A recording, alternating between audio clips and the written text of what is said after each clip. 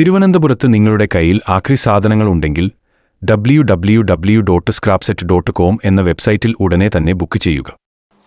Hello friends, ഇന്നത്തെ video കേരളത്തിൽ പല ടൈപ്പ് പുതിയ ജിമ്മുകളും വന്നിട്ടുണ്ട്. ക്രോസ്ഫിറ്റ് ജിമ്മ്, ജിമ്മിലുള്ള റെസിസ്റ്റൻറ്റ് ട്രെയിനിങ് ജിമ്മ്, അതുപോലെ കാലിസ്റ്റനിക്സ് ജിമ്മ്, അങ്ങനെയുള്ള പല ടൈപ്പ് ജിമ്മുകളും ഉണ്ട്. പക്ഷേ അതിൽ നിന്നൊക്കെ വ്യത്യസ്തമായിട്ട് പുതിയൊരു ജിമ്മ് കേരളത്തിൽ ലോഞ്ച് ചെയ്തിരിക്കുകയാണ്. ആ ജിമ്മിൻ്റെ പേര് ഇസ്ലാമിക് ഫ്രണ്ട്ലി ജിം എന്നാണ്.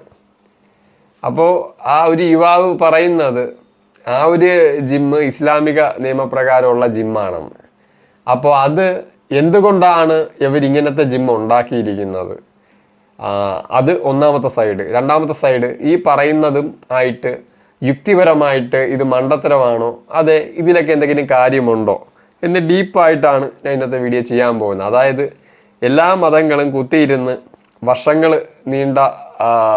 വർഷങ്ങൾ എടുത്ത് പഠിച്ച് അതിനകത്ത് എന്താണുള്ളത്, അതായത് ഖുറാൻ പഠിച്ച് ഖുറാനും ഹദീസും പഠിച്ച് പിന്നെ ഹദീസ് ഉപേക്ഷിച്ചിട്ട് ഖുറാനിസ്റ്റായി, പിന്നെ ഖുറാൻ്റെ ആശയവായന, അങ്ങനെയുള്ള എല്ലാം ആ മിഡിൽ ഈസ്റ്റ്യൻ സെമറ്റിക് മതങ്ങൾ, ജൂതമതം, ക്രിസ്തു മതം, ഇസ്ലാം മതം, ഇതെല്ലാം ഞാൻ നോക്കിയിട്ടുള്ള ആളാണ്.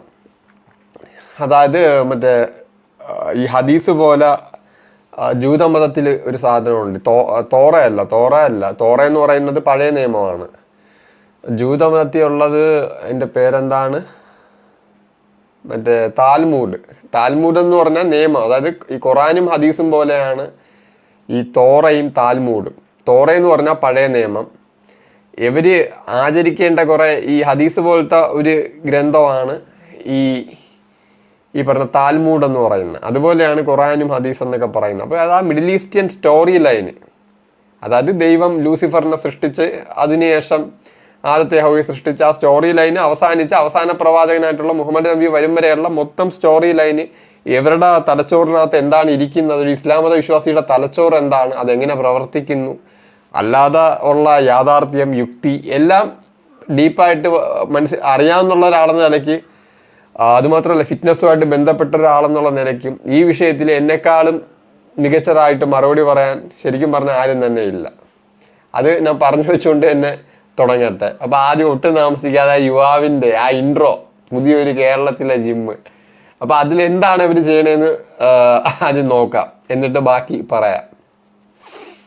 ഇസ്ലാമിക് ഫ്രണ്ട്ലി ആയിട്ടുള്ള ജിം എന്ന് പറഞ്ഞാൽ സ്ത്രീകളും പുരുഷന്മാരും ഒരുമിച്ച് വർക്ക് ചെയ്യുന്ന സാഹചര്യം ഉണ്ടാവില്ല. സ്ത്രീകൾക്ക് സെപ്പറേറ്റ് ടൈമായിട്ട്. ഓക്കെ, അപ്പൊ ഇസ്ലാമിക് ഫ്രണ്ട്ലി ജിമ്മിന്റെ ആദ്യത്തെ ഒരു ഗുണമായിട്ടാണ് പറയുന്നത്, അല്ലെങ്കിൽ അവരുടെ മതത്തിന്റെ ഒരു ആചാരമായിട്ടാണ് പറയുന്നത്, മത നിയമമായിട്ടാണ് പറയുന്നത്. ഇസ്ലാമിക് ഫ്രണ്ട്ലി ജിമ്മിൽ സ്ത്രീകളും പുരുഷന്മാരും ഒന്നിച്ച് വർക്കൗട്ട് ചെയ്യില്ല. സ്ത്രീകൾക്ക് പ്രത്യേക ടൈം, പുരുഷന്മാർക്ക് പ്രത്യേക ടൈം എന്നാണ് പറയുന്നത്. അപ്പോൾ ഒരു ഇസ്ലാം മത വിശ്വാസിയുടെ മൈൻഡ് സെറ്റ് എന്ന് പറയുന്നത്, ഇവരെല്ലാം പറഞ്ഞല്ലോ, ഒരു കുട്ടി, അതായത് നമ്മൾ ജനിച്ച് ഒരു കുട്ടിയുടെ തലച്ചോറ് വളർന്നുകൊണ്ടിരിക്കുന്ന, ആ പൂർണ്ണ വളർച്ചയിൽ എത്തിക്കൊണ്ടിരിക്കുന്ന സമയത്ത് എന്ത് കയറ്റിയാലും പെട്ടെന്ന് അതങ്ങ് ജീവിതകാലം മൊത്തം ഓർത്തിരിക്കും.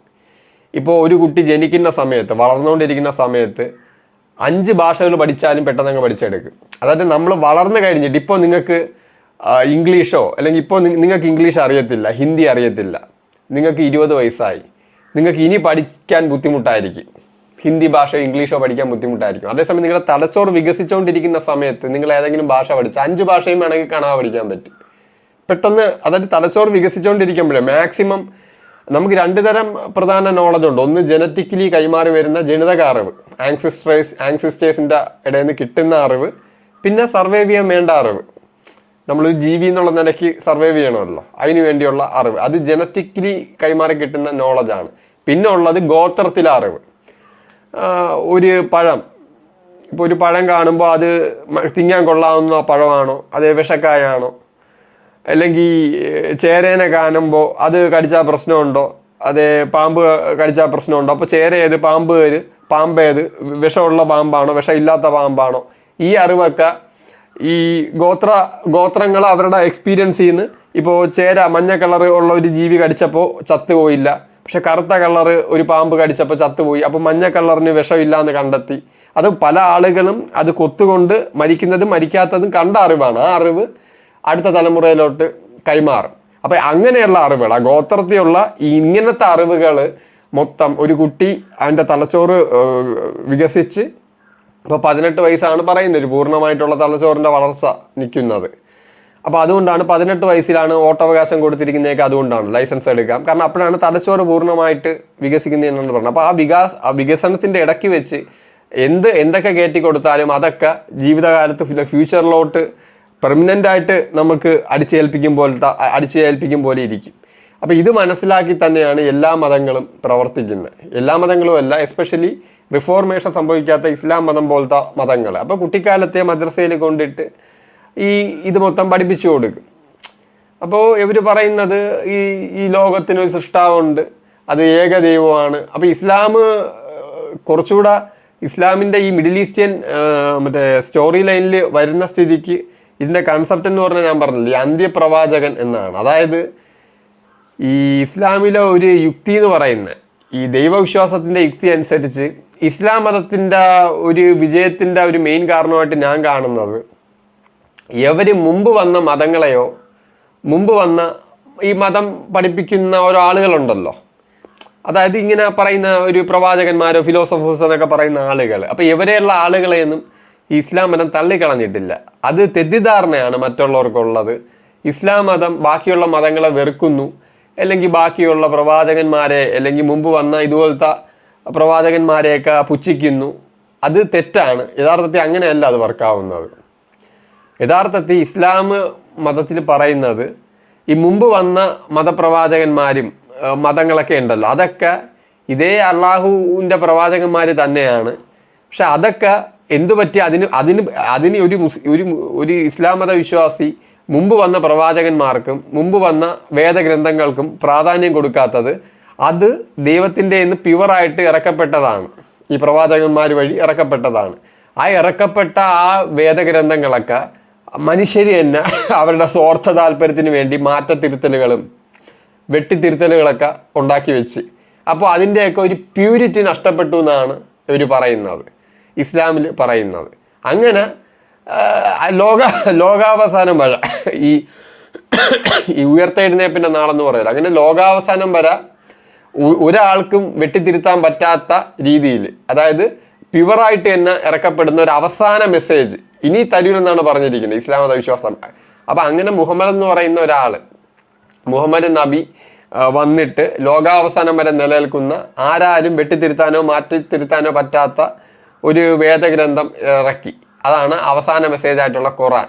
അപ്പോൾ ഈ ഇസ്ലാം മത വിശ്വാസികൾ മറ്റ് മതങ്ങളെ വില വയ്ക്കാത്തത്, ഇവരെ പഠിപ്പിച്ചിരിക്കുന്നത് മറ്റ് മതഗ്രന്ഥങ്ങൾ ഇറക്കിയത് ഇതേ ദൈവത്തിൻ്റെ നിന്നാണെങ്കിലും അതൊക്കെ പ്യുവറായിട്ടല്ല, അതൊക്കെ കള്ളത്തരങ്ങളും മാറ്റത്തിരുത്തലുകളൊക്കെ വന്നിട്ടുണ്ട്.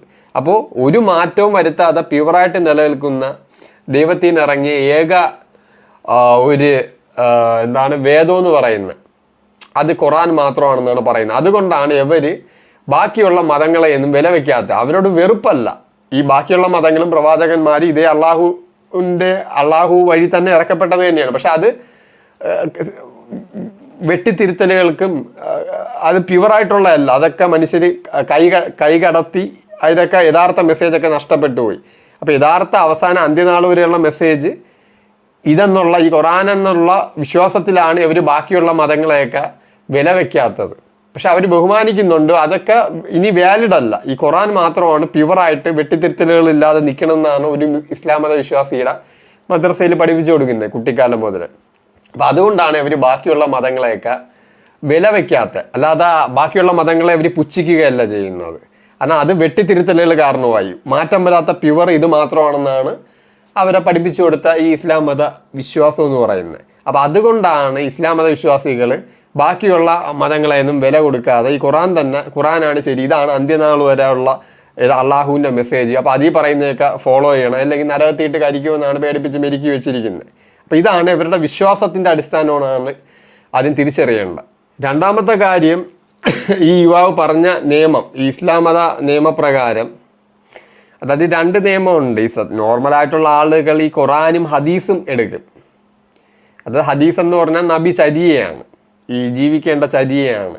അതായത് പല ടൈപ്പുണ്ട്. അതായത് ഈ ഹദീസിനെ എടുക്കാത്ത ഖുറാനിസ്റ്റുകളുണ്ട്. അവർ പറയുന്നത് ഈ ഖുറാനിൽ തന്നെ എഴുതിയിട്ടുണ്ട്, അതായത് ഇത് തന്നെ ഗ്രന്ഥം, അതിൽ യാതൊരു സംശയമില്ല എന്ന് പറഞ്ഞ് അതിൽ പറഞ്ഞിട്ടുണ്ട്. അതായത് ഇതാണ് ഗ്രന്ഥം, ഖുറാനാണ് ഗ്രന്ഥം. കാരണം ഈ ഖുറാനാണ് ഈ ജിബ്രീൽ എന്നുള്ള മലക്ക് വഴി മുഹമ്മദ് നബി വഴി ഇറക്കപ്പെട്ടത്.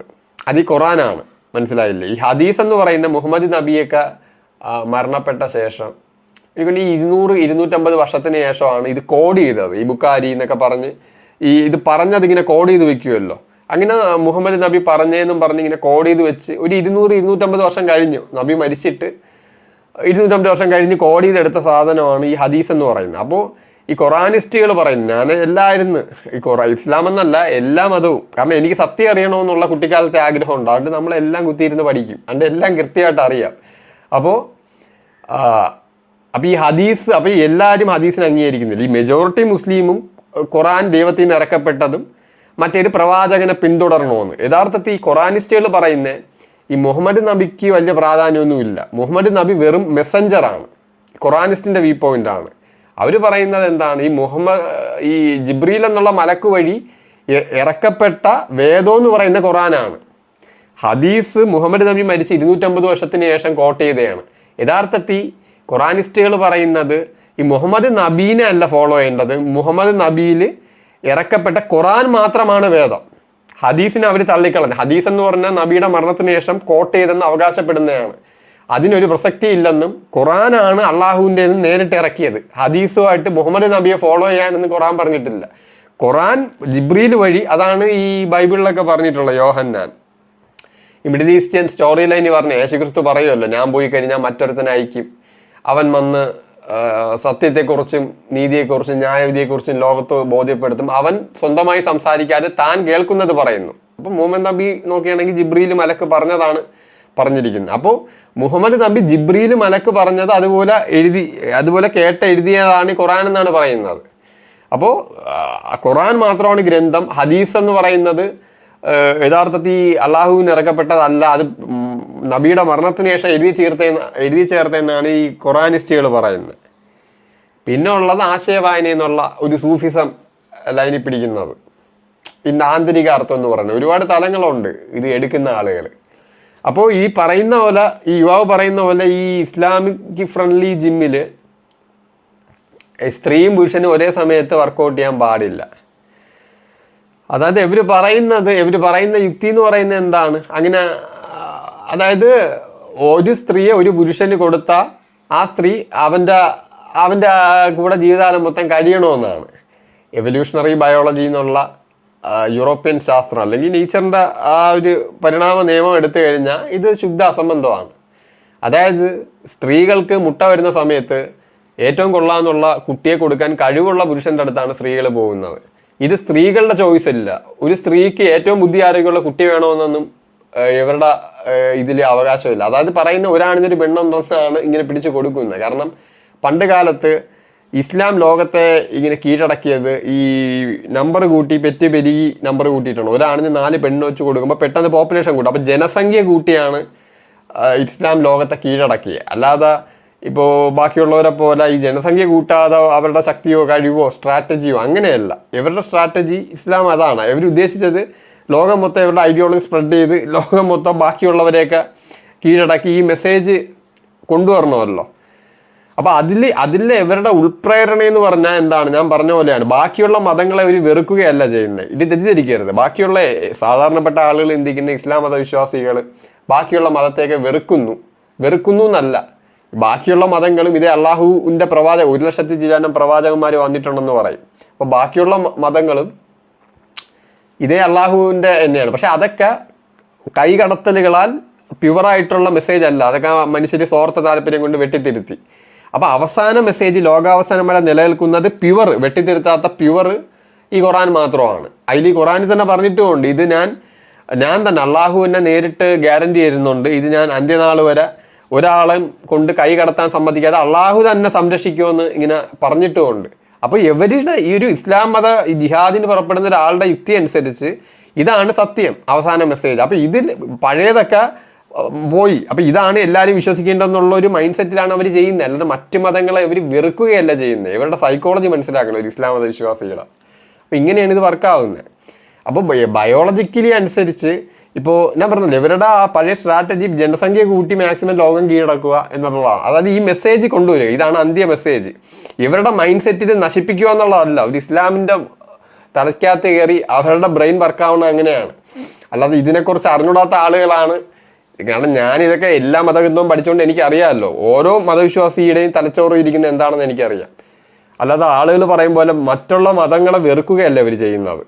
ഇവർ യഥാർത്ഥ സത്യം ഇതാണെന്നുള്ള വിശ്വാസത്തിന്മേൽ ബാക്കിയുള്ളതൊക്കെ കൈകടത്തി തെറ്റാണ് അല്ലെങ്കിൽ പ്യുവറായിട്ട് നിലനിൽക്കുന്നില്ല. അപ്പോൾ ഈ പ്യുവറിനെ കൊണ്ട് ലോകത്ത് കൊണ്ടുവന്നാലേ ലോകത്ത് സമാധാനവും യഥാർത്ഥ സത്യമൊക്കെ നടക്കുള്ളൂ എന്ന് പറഞ്ഞാണ് ഇവർ ഇതിനിറങ്ങി പുറപ്പെടുന്നത്. അപ്പോൾ ഈ പറയുന്നത് ബയോളജിക്ക് നിരക്കാത്ത യുക്തിയാണ്.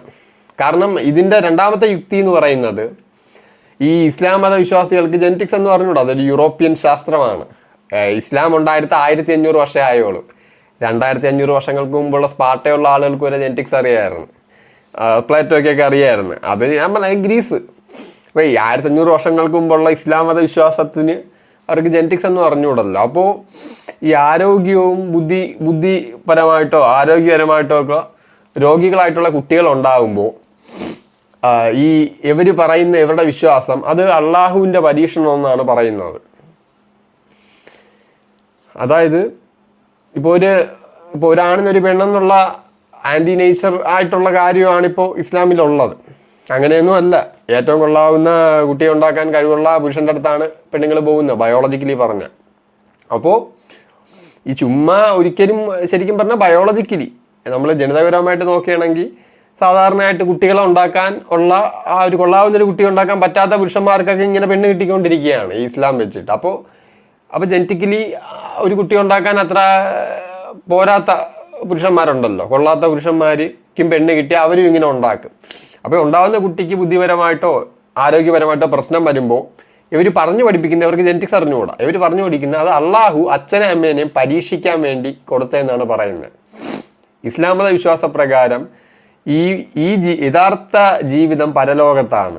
ഇതൊരു പരീക്ഷണമാണ്, ഇതൊരു എക്സാം പോലത്തുള്ള പരീക്ഷണമാണ്. അപ്പോൾ ഇവിടെ അള്ളാഹു പരീക്ഷ തരും. അപ്പോൾ ഈ പരീക്ഷയിൽ ജയിക്കുന്നവർക്ക് സ്വർഗവും കിട്ടും, തോക്കുന്നവർക്ക് മറ്റേ നരകവും കിട്ടും. അപ്പോൾ അച്ഛനും അമ്മയ്ക്കും ഉള്ള പരീക്ഷണമാണ് ഈ ബുദ്ധിയില്ലാത്തതും ഈ ആരോഗ്യമില്ലാത്ത കുട്ടികൾ എന്നാണ് ഇവർ പറയുന്നത്. ജെനറ്റിക്സ് എന്ന് പറഞ്ഞുകൂടാ. അപ്പോൾ ആ വിശ്വാസപ്രകാരം എന്താണ്, അപ്പോൾ അച്ഛനും അമ്മയ്ക്ക് എങ്ങനെയാണ് ഈ പരീക്ഷണം പറഞ്ഞത്? അപ്പോൾ ഈ ബുദ്ധിയില്ലാത്ത ആരോഗ്യമില്ലാത്ത ഒരു കുട്ടിയെ വരുമ്പോൾ ഈ കുട്ടിയെ നോക്കുന്നവർക്ക് സ്വർഗം കിട്ടും അച്ഛനും അമ്മയ്ക്ക്, ഈ കുട്ടിയെ നോക്കാത്ത അച്ഛനും അമ്മയ്ക്ക് നരകം കിട്ടും. ഇങ്ങനെ വളരെ ജെനറ്റിക്സ് എന്ന് പറഞ്ഞുകൂടാത്ത ഒരു പ്രാകൃതമായിട്ടുള്ളൊരു വിശ്വാസമാണ് ഇസ്ലാമിലുള്ളത്. അപ്പോൾ ബയോളജി അനുസരിച്ച് എങ്ങനെയാണ്, അതായത് ഇപ്പോൾ ബയോളജി അനുസരിച്ച് ഏറ്റവും നല്ല ബുദ്ധി ആരോഗ്യമുള്ള കുട്ടിയെ ഉണ്ടാക്കാൻ ക്വാളിറ്റിയുള്ള ഒരു പുരുഷന്മാരെ സ്ത്രീകൾ തിരഞ്ഞെടുക്കണമെന്നാണ് ഈ ബയോളജിക്കലി ഉള്ളത്. അപ്പോൾ ഇതിൽ പറയുന്ന തന്നെ ഒന്നാമത്തത് തന്നെ പ്രകൃതി നിയമം ഇസ്ലാം അനുസരിച്ച് ശരിയായിരിക്കാം, അവരുടെ ആ നിയമപ്രകാരം, മിഡിൽ ഈസ്റ്റ് മരുഭൂമിയിലുണ്ടായ നിയമപ്രകാരം. ബയോളജിക്കലി അത് തെറ്റാണ്. സ്ത്രീകൾ ഏറ്റവും കൊള്ളാവുന്ന കുട്ടിയെ കൊടുക്കാൻ കഴിവുള്ള പുരുഷൻ്റെ ബീജം, കൊള്ളാവുന്ന ബീജമുള്ള പുരുഷനുമായിട്ടാണ് അവർക്ക് മുട്ട വരുമ്പോൾ അവർ ഇണയരുന്നത്. ഇതിൽ പറയുന്നത് ജെനറ്റിക്സ് എന്ന് പറഞ്ഞുകൂടാതെ ഇങ്ങനെ ഒരു പെണ്ണ്, അതായത് ഒരിക്കലും ബയോളജിക്കലി പറഞ്ഞാൽ ഒരിക്കലും ഒരു കുട്ടി ഉണ്ടാക്കാൻ അനുവദിച്ചാത്ത തരത്തിലുള്ള പുരുഷന്മാരുണ്ടല്ലോ, ആ ടൈപ്പ് പുരുഷന്മാർ. അപ്പോൾ അവർക്കും ഇങ്ങനെ കൊടുക്കുകയാണ്, സ്ത്രീകൾക്ക് അടിമ പോലെ ഇങ്ങനെ പിടിച്ചു കൊടുക്കുകയാണ്. ജെനറ്റിക്സ് അറിഞ്ഞുകൂടാ. അപ്പോൾ പണം ഉണ്ടെങ്കിൽ എല്ലാം എന്നാണ് വിചാരം. ഈ ഉണ്ടാവുന്ന കുട്ടിയുടെ ആ ബുദ്ധിശക്തിയോ ബാക്കിയുള്ള ക്വാളിറ്റീസിനെ കുറിച്ചൊന്നും അവർക്ക് അറിയത്തില്ല. കാരണം കുട്ടി ഇങ്ങനെ ആരോഗ്യമില്ലാത്ത ബുദ്ധിയില്ലാത്ത കുട്ടി ഉണ്ടായാലും അത് മൊത്തം അള്ളാഹു കൊടുക്കുന്നതെന്നാണ് അവരുടെ വിചാരം. അല്ലാതെ ഈ ഒരിക്കലും ഒരു കുട്ടി ഉണ്ടാക്കാൻ കൊള്ളാത്ത മറ്റേ ജനിതകമുള്ളൊരു പുരുഷന് ഈ സ്ത്രീയെ കിട്ടി അങ്ങനെ ഉണ്ടായോണ്ടെന്നല്ല, ഇതൊന്നും ഇവർക്ക് അറിയത്തില്ല, പിടികിട്ടിയില്ല. ഇതാണ് തിരിച്ചറിയേണ്ടത്. അപ്പോൾ ഒന്നാമത്തെ ശുദ്ധ മണ്ടത്തരമാണ് ഇത്. സ്ത്രീകളെ ഒരുത്തന്നെ ഒരു പെണ്ണിനെ പിടിച്ചു കൊടുത്തിട്ട് അതോ ഒരു കൊള്ളാവുന്ന ഓസ്പ്രിങ്ങിനെ പോലും ഉണ്ടാക്കാൻ പറ്റാത്ത പുരുഷനാണ് കൊടുത്തിരിക്കുന്നത്. അപ്പോൾ ആ സ്ത്രീ അവൻ്റെ കുട്ടിയെ ഉണ്ടാക്കി ജീവിതകാലം മൊത്തം ഒരു തരം അടിമയെ പോലെ ജീവിക്കണമെന്നുള്ളതാണ് ഇവരുടെ ഇപ്പോൾ വിശ്വാസം. ഇത് പൊട്ട തെറ്റാണ്. ബയോളജിക്കലി പറഞ്ഞ ശുദ്ധമായ മണ്ടത്തരമാണ്. ഇങ്ങനെ ചെയ്തുകൊണ്ടിരുന്ന ഒരു കാര്യമില്ല, പിടികിട്ടിയില്ലേ, അടുത്ത ലെവലിലോട്ട് പോകത്തില്ല. കാരണം ഒരു രാജ്യത്തിൻ്റെ നിലനിൽപ്പ് ആ രാജ്യത്തുള്ള പോപ്പുലേഷൻ്റെയാണ്, ആ രാജ്യത്തുള്ള ആളുകളുടെ ശരാശരി ബുദ്ധിശക്തി, ആ രാജ്യത്തുള്ള ആളുകളുടെ ആരോഗ്യം എന്നിവയാണ്. അതൊക്കെ നോക്കണമെങ്കിൽ നമ്മൾ ഈ യഥാർത്ഥ ഒരു തരം എന്തു പറയാൻ പ്രകൃതിയുടെ നിയമത്തെ കൂടെ നമ്മൾ ഫോളോ ചെയ്യണം. അതാണ് റിയാലിറ്റി എന്ന് പറയുന്നത്. അങ്ങനെ ഫോളോ ചെയ്താലേ നല്ല ബുദ്ധിശക്തി ആരോഗ്യമുള്ള കുട്ടികളൊക്കെ ജനിച്ച് രാജ്യമൊക്കെ പുരോഗമിക്കുകയുള്ളൂ. അതാണ് പറയാനുള്ളത്. ഒന്നാമത്തെ ശുദ്ധ മണ്ടത്തരമാണ് സ്ത്രീകളെ അടിമയാക്കി കൊടുക്കുകയാണ്. ഈ സ്ത്രീകൾക്കും അറിയത്തില്ല. ഈ സ്ത്രീകളുടെ വിചാരം ഒരുത്തരം കിട്ടിയെന്നാണ് വിചാരം. അവൻ്റെ ബീജത്തിൻ്റെ ക്വാളിറ്റി അല്ലെങ്കിൽ അവൻ്റെ അവന് ക്വാളിറ്റി വേണമല്ലോ, ഈ ബുദ്ധിശക്തി ആരോഗ്യമൊക്കെ വേണമല്ലോ. അപ്പോൾ ഈ സ്ത്രീകൾ ദുരന്തം പിടിച്ച ജീവിതമാണ്. ഏറ്റവും പ്രകൃതിയുടെ നിയമം, നാച്ചുറൽ ലോ അനുസരിച്ച് ഏറ്റവും ബുദ്ധി ആരോഗ്യമുള്ള കുട്ടിയെ പ്രസവിക്കാനാണ് ഓരോ സ്ത്രീക്കും മാസത്തിൽ മുട്ട വരുന്നത്. ഏറ്റവും ബുദ്ധി ആരോഗ്യമുള്ള കുട്ടിയെ പ്രസവിക്കാനുള്ള സ്ത്രീകളെ മൊത്തം അതിന് കഴിയാത്ത ഒരുത്തിന് അങ്ങ് പിടിച്ചങ്ങ് കൊടുക്കുകയാണ്. എന്നിട്ട് പറയണം അവൻ്റെ കൂടെ അടിമയായിട്ട് ജീവിക്കണമെന്ന്. എത്ര വലിയ ക്രൂരതയാണ്. സ്ത്രീകൾക്കും ആഗ്രഹം തോന്നും, ആഗ്രഹം കാണൂല നല്ല ബുദ്ധി ആരോഗ്യമുള്ളൊരു കുട്ടിയെ വേണമെന്ന്. അതിനെപ്പോലും ആ ഒരു പ്രകൃതിയുടെ ആ ഒരു യോഗ്യത, നമ്മുടെ രാജ്യത്തിൻ്റെ നിലനിൽപ്പിൻ്റെ ആ ഒരു കാര്യത്തെ പോലും അടിച്ചമർത്തുന്നത് തന്നെയാണ് ഇത്. കാരണം അത് ഏറ്റവും നികൃഷ്ടമാണ്. ഈ ബുദ്ധി ആരോഗ്യമുള്ളൊരു കുട്ടിയെ ഉൽപ്പാദിപ്പിക്കാൻ സ്ത്രീകളെ അനുവദിക്കാത്തത്. എന്നിട്ടോ ഒന്നിനും വലിയ ക്വാളിറ്റി ഒന്നും ഇല്ലാത്തൊരു കുട്ടിയെ കൊണ്ട് അവർ ജീവിതാലമ്പത്തെ ഇങ്ങനെ ജീവിക്കണം എന്നാണ് പറയുന്നത്. ഇത് നാച്ചുറൽ ലോയ്ക്കും ഈ ബയോളജിക്ക് എഗെയിൻസ്റ്റ് ആയിട്ടുള്ള കാര്യമാണ്. സ്ത്രീകൾക്ക് അവർക്ക് ഫ്രീഡം വേണം. അവർക്ക് എന്തിനാണ് ഫ്രീഡം? ഏറ്റവും ബുദ്ധി ആരോഗ്യമുള്ള കുട്ടിയെ കൊടുക്കാൻ ആർക്കാണോ കഴിവ് ആ പുരുഷനെ കണ്ടെത്തി അവനുമായിട്ട് ഇണയരാനുള്ള ഫ്രീഡമാണ് അവർക്ക് വേണ്ടത്. അതാണ് ബയോളജി എന്ന് പറയുന്നത്. എല്ലാ ജീവിയിലും നോക്കിയാൽ മതി. അങ്ങനെ തന്നെയാണ് മനുഷ്യർ. ഇതാണ് പെണ്ണുങ്ങൾക്ക് സ്ത്രീകൾക്ക് ഫ്രീഡം കൊടുക്കണമെന്ന് പറയുമ്പോൾ എന്താണ് ആ ഫ്രീഡം? അതായത് ഏറ്റവും കൊള്ളാമെന്നുള്ള പുരുഷൻ അതറിയണം. ഏത് പുരുഷനുമായിട്ട് ഇണയർന്നാൽ ഏറ്റവും നല്ല കുട്ടിയെ കിട്ടും. ആ പുരുഷനുമായിട്ട് ഇണയരാനുള്ള ഫ്രീഡമാണ് സ്ത്രീകൾക്ക് കൊടുക്കേണ്ടത്. അപ്പോൾ ബുദ്ധി ആരോഗ്യമുള്ള കുട്ടികൾ നിറയും. അതുവഴി രാജ്യവും സമൂഹവും ഒക്കെ പുരോഗമനത്തിലോട്ട് കുതിക്കും. അങ്ങനെയാണ് അത് ചെയ്തെടുക്കേണ്ടത്. സെപ്പറേറ്റ് ലേഡീസ് ട്രെയിനർ ആയിരിക്കും, ജെൻസിന് സെപ്പറേറ്റ് ആയിരിക്കും. പിന്നെ മ്യൂസിക് ഉണ്ടാവില്ല, ഓപ്പൺ ആയിട്ടുള്ള മ്യൂസിക് ഉണ്ടാവില്ല. അപ്പൊ കുറെ പേര് ചോദിച്ചാൽ അപ്പൊ ഇത് മുസ്ലിങ്ങളുടെ ജിമ്മാണ്, മുസ്ലിങ്ങൾക്ക് മാത്രമുള്ള ജിമ്മാണ് എന്നൊക്കെ പറയും. കുത്തിരിപ്പ് ഉണ്ടാക്കാൻ വേണ്ടി കുറെ ആൾക്കാർ കമന്റ് ബോക്സിൽ പലതും പറയുന്നുണ്ടായിരുന്നു. സംഭവം മുസ്ലിങ്ങൾക്ക് മാത്രമുള്ള ജിമ്മായിട്ടൊന്നും ഞാൻ എവിടെയും പറഞ്ഞിട്ടില്ല. മുസ്ലിം ജിമ്മൊന്നും ഞാൻ എവിടെയും മെൻഷൻ ചെയ്തിട്ടില്ല. ഓക്കെ. അപ്പൊ യുവാവ് പറയുന്നത് സ്ത്രീകൾക്ക് ലേഡി ട്രെയിനറും ജെൻസിന് ആൺ ട്രെയിനറും എന്നാണ് പറയുന്നത്.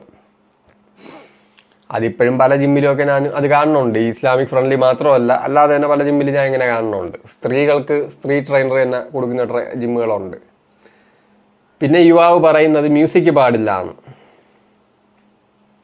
അതായത് ഈ സൗണ്ടിനെ കുറിച്ചോ ഈ ന്യൂറോ സയൻസിനെ കുറിച്ചോ ഒന്നും അറിയത്തില്ല. എന്തിനാണ് മ്യൂസിക് ജിമ്മിൽ ഇറങ്ങുന്നതെന്ന് പോലും അറിയത്തില്ല. അതായത് എന്ത് പറയാൻ, ഇപ്പോൾ ഓരോ സൗണ്ടിന് നമ്മുടെ മനോഭാവത്തെ മാറ്റാൻ സാധിക്കും.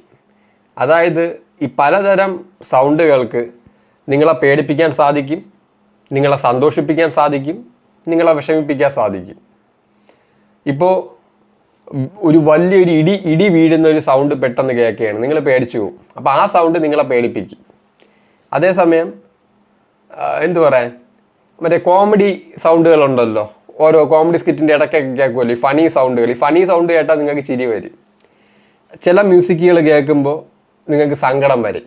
വേണ്ട, ഓരോ സൗണ്ടിന് നിങ്ങളുടെ വികാരങ്ങളെ സ്വാധീനിക്കാൻ പറ്റും. ഇവിടുത്തെ കമ്മ്യൂണിസ്റ്റുകാരുടെ പാട്ടുണ്ടല്ലോ, ചോര വീണ അതാകുമ്പോൾ വിപ്ലവം അങ്ങ് കത്തിപ്പടരും. അതേസമയം ഞാൻ എന്നമ്മേ ഒന്നു കാണാൻ ഇത് കേൾക്കുമ്പോൾ എന്ത് പറ്റും? അമ്മയെ ഓർത്ത് വിഷമം തോന്നും. പിന്നെ എന്താണ്, മറ്റേ ഏതെങ്കിലും പ്രേമ ഗാനങ്ങൾ കേൾക്കുമ്പോൾ ഈ പ്രേമത്തിൻ്റെതായിട്ടുള്ള മൂഡ് വരും.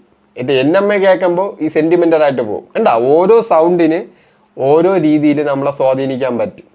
അതുപോലെ ജിമ്മിൽ വർക്കൗട്ട് ചെയ്യുമ്പോൾ എല്ലാവർക്കും സെൽഫ് മോട്ടിവേഷൻ ഒന്നും ഇല്ല. എല്ലാവർക്കും നല്ല മെജോറിറ്റിക്കും ഇല്ല. അവർക്ക് വർക്കൗട്ട് ചെയ്യണമെങ്കിൽ ഒന്നീ ജിമ്മിൽ കാണാൻ കൊള്ളാമെന്നുള്ള ഒരു സ്ത്രീയും കൂടെ വർക്കൗട്ട് ചെയ്യണം. അപ്പോൾ ആ സ്ത്രീയെ ഇമ്പ്രസ് ചെയ്യാൻ വേണ്ടി അവർക്ക് മോട്ടിവേഷൻ കിട്ടും. ഞാൻ ട്രെയിനറായിട്ട് വർക്ക് ചെയ്തുകൊണ്ട് ഈ സൈക്കോളജിയൊക്കെ ഞാൻ നോക്കി നിരീക്ഷിച്ച് വെച്ചിട്ടുണ്ട്, ഇതെങ്ങനെയാണ് അവരുടെ ഇത് വർക്കാവണമെന്ന്. രണ്ടാമത്തെ കാര്യം, പിന്നെ ഈ മ്യൂസിക് കേൾക്കണ അനുസരിച്ച് ഞാൻ ജിമ്മിൽ ട്രെയിനറായിട്ട് പണ്ട് നിന്നപ്പോൾ ഈ പാട്ടുകൾ കേൾക്കുന്ന സമയത്ത് ഈ പാട്ടുകൾക്ക് അനുസരിച്ച് ഈ വർക്കൗട്ട് ചെയ്യുന്ന ആളുകളുടെ പെർഫോമൻസിലുള്ള വേരിയേഷൻ ഞാൻ പണ്ട് തന്നെ നോക്കി വെച്ചിട്ടുണ്ട്. അതായത് ഇപ്പോൾ മ്യൂസിക് ഇടുമല്ലോ, അപ്പോൾ ചില മ്യൂസിക്കുകൾ ഒരു മോട്ടിവേറ്റീവ് ആയിട്ടുള്ള മ്യൂസിക് അല്ല. അപ്പോൾ അത് കേൾക്കുന്ന സമയത്ത് ഈ ആളുകൾ ഞാൻ ഇങ്ങനെ എല്ലാം നിന്ന് നിരീക്ഷിക്കും.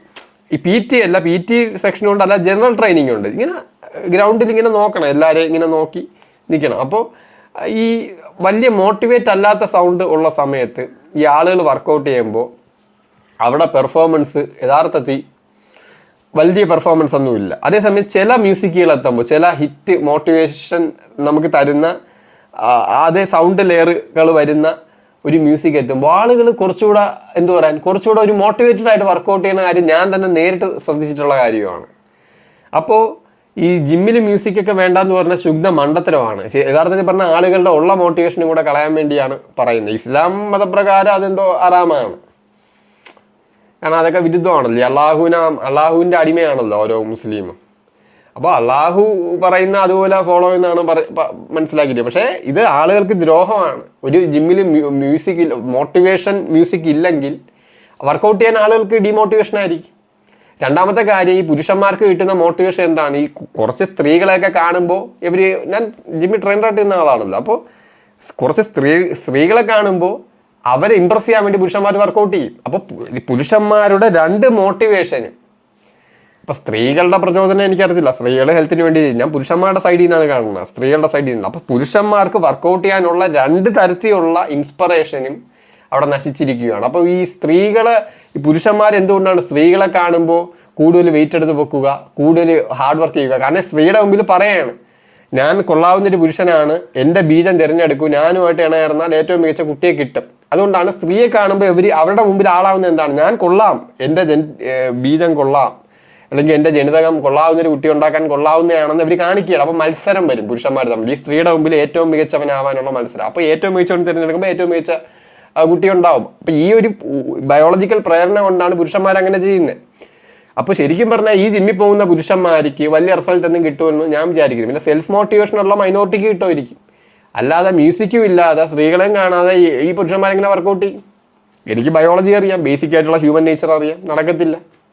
അപ്പോൾ ഈ ജിമ്മിൽ ആരെങ്കിലും പോവുകയാണെങ്കിൽ മ്യൂസിക്കും ഇല്ല, സ്ത്രീകളെയും കാണാൻ പറ്റുന്നില്ല. അപ്പോൾ ഇവർക്ക് മോട്ടിവേഷൻ ഇല്ല. പതിയെ അവിടെ ഇരുന്ന് വർത്താനവും പറഞ്ഞ് ഇരിക്കും. അല്ലെങ്കിൽ ചിലപ്പോൾ ഇസ്ലാം മതത്തിൻ്റെ ഈ കാര്യമായിരിക്കും പറഞ്ഞു കൊടുക്കുന്നത്.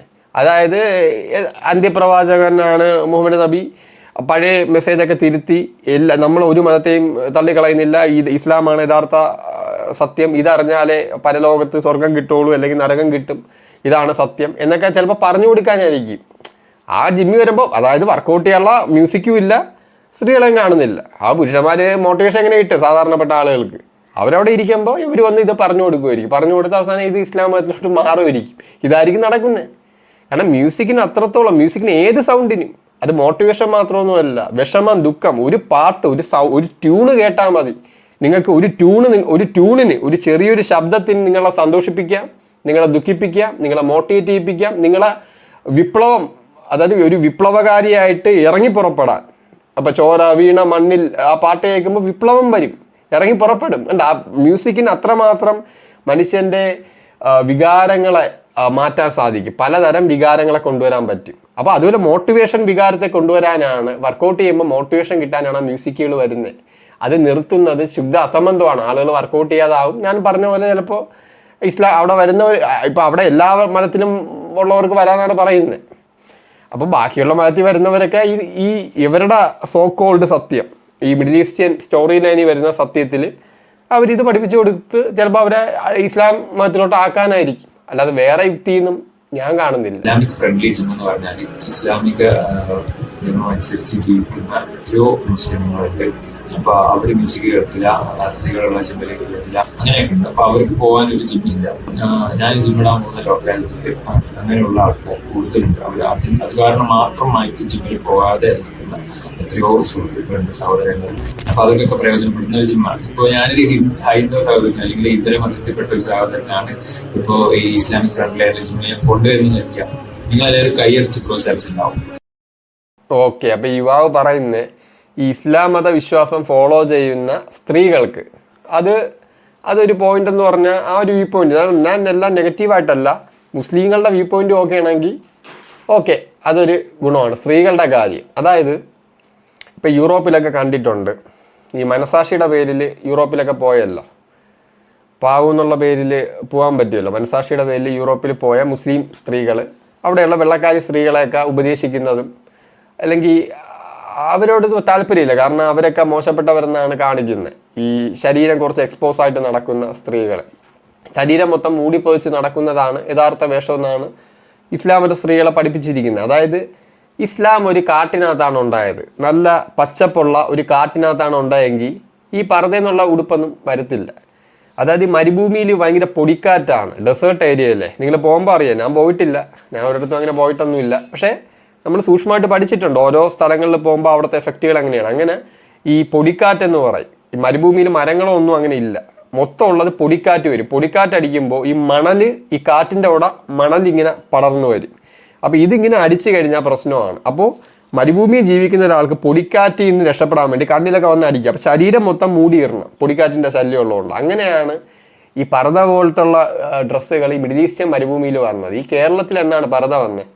പഴയ മലയാള സിനിമകൾ കണ്ടിട്ടുണ്ടോ? പഴയ സിനിമകൾ, പണ്ടത്തെ മലയാള സിനിമകളിൽ മുസ്ലിം സ്ത്രീകളായിട്ട് അഭിനയിക്കുന്ന സ്ത്രീകൾ എന്ത് ഡ്രസ്സാണ് ധരിച്ചിരിക്കുന്നത്? ഈ ചട്ടയും മുണ്ടെന്നൊക്കെ, ചട്ടയും മുണ്ടും, ഒരു ചട്ട പോലെ ഒരു മുണ്ടും ഒരു ചട്ടയും, തലയിൽ ഇങ്ങനെ തോർത്ത് പോലെ ഒരു തുണി ഇങ്ങനെ വെച്ചിരിക്കുന്നത്. ഇതാണ് മുസ്ലിം സ്ത്രീകൾ മലയാള സിനിമകളിലെ, പണ്ടത്തെ കേരളത്തിലെ മുസ്ലിം സ്ത്രീകളെ എടുത്തു കാണിക്കുന്നുണ്ട് പണ്ടത്തെ മലയാള സിനിമയിൽ. ഈ പർദ്ദ എന്നുള്ള സാധനം എപ്പോഴാണ് വന്നത്? ഈ കുറച്ച് വർഷമായോളൂ. അപ്പോൾ ഇത്രയും നാളില്ലാത്ത പർദ്ദ, അതായത് മിഡിൽ ഈസ്റ്റേൺ മരുഭൂമിയിൽ ഈ പൊടിക്കാറ്റ് അടിക്കാനതിന് പകരം പ്രൊട്ടക്ട് ചെയ്യാനാണ് ഈ ഫുള്ള് മൂടുന്ന ഉടുപ്പുകൾ വന്നത്. അറബിയൊക്കെ ഇട്ടുകൊണ്ട് നടക്കുന്ന കണ്ടിട്ടില്ലേ? പണ്ട് മുഖവും മൂടും, ഇങ്ങനെ മുഖവും മൂടി തലയിലൊക്കെ വെച്ച് മൊത്തം പൊടിക്കാറ്റാണ് അടിച്ച് കയറി, തലയിലൊക്കെ പൊടി അടിച്ച് കയറി കഴിഞ്ഞാൽ മണ്ണ് കുടുങ്ങിയിരിക്കും. അപ്പോൾ ഈ പൊടിക്കാറ്റിന് രക്ഷപ്പെടാനാണ് ആ ഉടുപ്പുകൾ ഇടുന്നത്. അപ്പോൾ ആ ഉടുപ്പുകൾ അവിടുത്തെ മതം എന്നുള്ള പേരിൽ നല്ല പച്ചപ്പുള്ള, ഒരു പൊടിക്കാറ്റും ഇല്ലാത്ത 44 നദികളുള്ള നല്ല കാലാവസ്ഥയുള്ള നല്ല പച്ചപ്പുള്ള കേരളത്തിലുള്ള സ്ത്രീകൾ അത് ഇട്ടുകൊണ്ട് നടക്കുന്നത്. അപ്പോൾ ഇതിന് ഞാൻ വർഷങ്ങൾക്ക് മുമ്പ് തന്നെ ഇൻസ്റ്റാഗ്രാമിൽ റീൽ ചെയ്തിട്ടുണ്ട്. അതായത് ഞാൻ ഈ മുസ്ലിം സ്ത്രീകളെയൊക്കെ നിരീക്ഷിച്ചിട്ടുണ്ട്. പുറത്തിറങ്ങുമ്പോൾ നിരീക്ഷിച്ചപ്പോൾ ഇവരുടെ ശരീരത്തിൽ വെയിലടിക്കുന്നില്ല. അപ്പോൾ എനിക്ക് മനസ്സിലായി.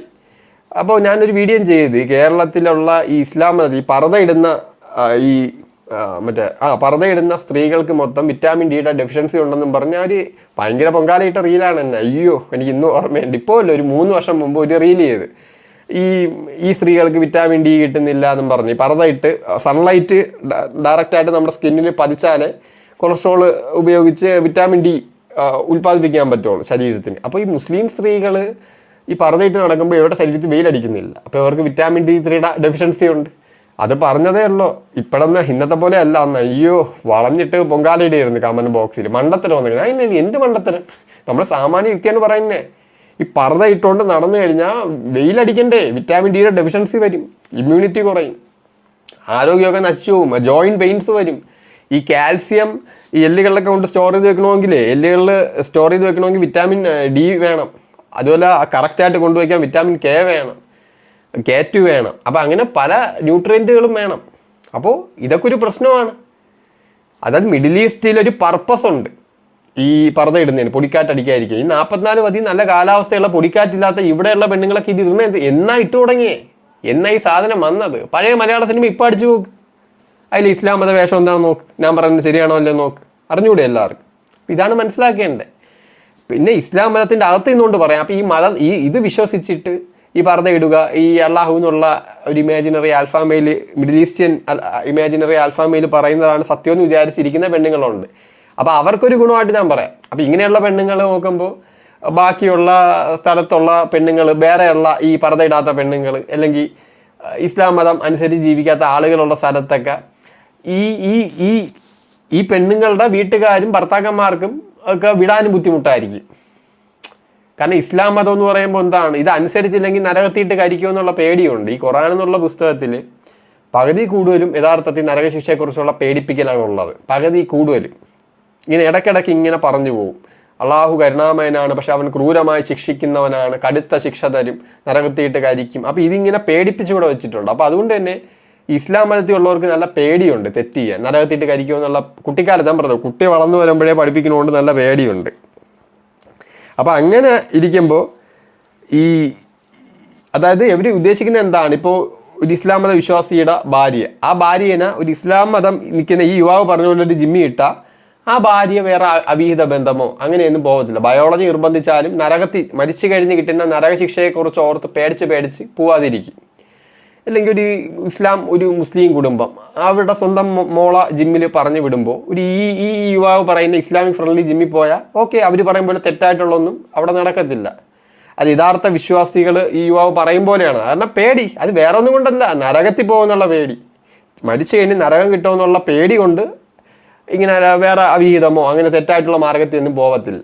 അതേസമയം ബാക്കിയുള്ള ജിമ്മുകളിൽ പോയാൽ അമുസ്ലിങ്ങളുള്ള ജിമ്മിൽ പോയാൽ ചിലപ്പോൾ അവർക്ക് നരകത്തിയിട്ട് കഴിക്കുമെന്നുള്ള പേടിയൊന്നും ആർക്കും ഇല്ലല്ലോ, ഇത്രയും തീവ്ര വിശ്വാസം ഇല്ലല്ലോ ഇസ്ലാമിനെ പോലെ. അപ്പോൾ അവർ ഈ പെൺകുട്ടിയൊക്കെ മതം മാറ്റി തെറ്റായിട്ടുള്ള ബന്ധത്തിലോ അങ്ങനെയൊക്കെ പോകുമെന്നുള്ള പേടി, അപ്പോൾ അത് ഒഴിവാക്കാൻ, അപ്പോൾ ഈ ഒരു പേടിയുള്ളതുകൊണ്ട് പല ഈ മുസ്ലിം കുടുംബങ്ങളിലുള്ള പെണ്ണുങ്ങളും അല്ലെങ്കിൽ ഈ മുസ്ലിം ഭർത്താക്കന്മാരുടെ ധരിച്ച ഭാര്യമാരെയൊക്കെ ഇവർ വർക്കൗട്ട് ചെയ്യാൻ വിടത്തില്ല.